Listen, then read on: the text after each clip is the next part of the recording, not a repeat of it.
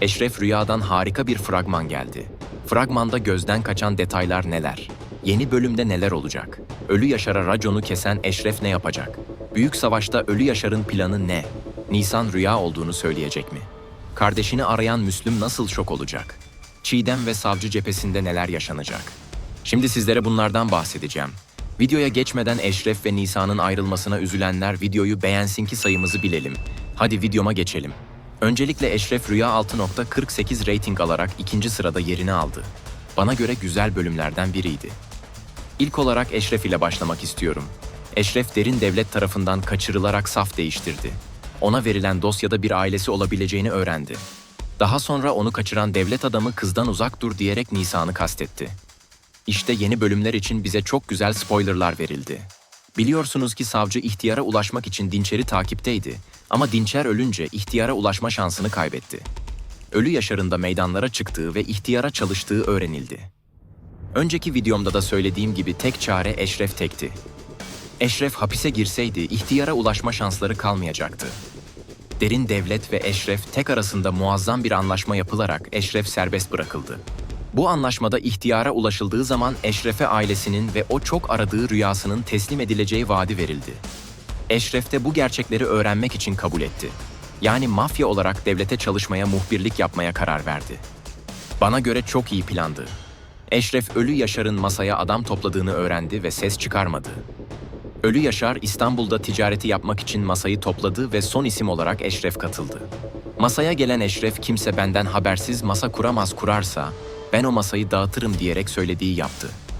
Kesilen racon karşısında gözü dönen Yaşar Eşref'e şimdi ölüm fermanını imzaladın diyerek savaşı başlatmış oldu.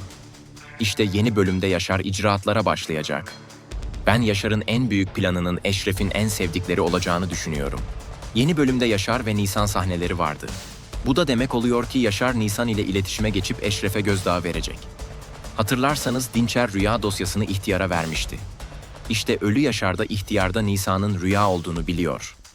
Elinde büyük bir koz bulunan Ölü Yaşar bu kozu mutlaka kullanacaktır.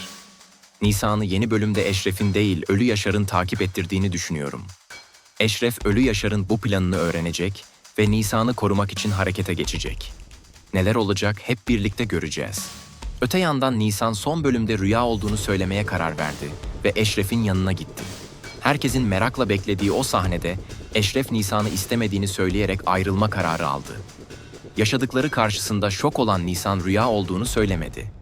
Şu ana kadar Eşref Rüya ile ilgili analizlerimde ve videolarımda rüya konusunun artık sıktığını söylemiştim ve hala söylüyorum. Senaristlerin Nisan'ı bu kadar korkak yazmalarını anlamıyorum. Alt tarafı göstereceği bir fotoğraf. Kaç bölüm oldu işkence haline getirdiler. Ratinglerin ikinci sırada yer almasının da asıl sebebi rüya konusunun uzatılması.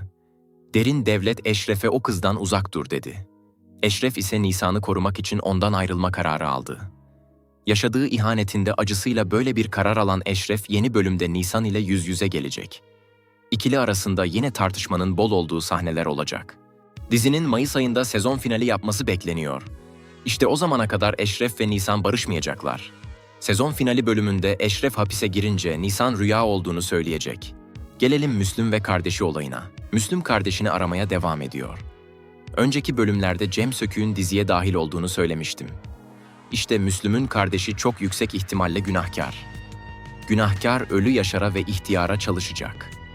Müslüm bunu öğrendiği zaman şok olacak. Kardeşini onların elinden kurtarmak için harekete geçecek. Bu durumu öğrenen Eşref Müslüm'e yardım edecek. Ancak günahkar için her şey tam tersi olacak. Abisine beslediği büyük kin ile ona düşman olacak.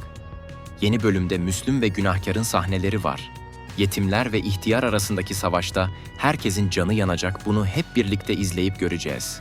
Nisan savcıya kızının bir polisi öldürdüğünü, bunu kanıtlayabileceğini ve psikolojik sorunlarının olduğunu söyledi. Bana göre Çiğdem ve annesi arasındaki en saçma senaryo burada yazıldı.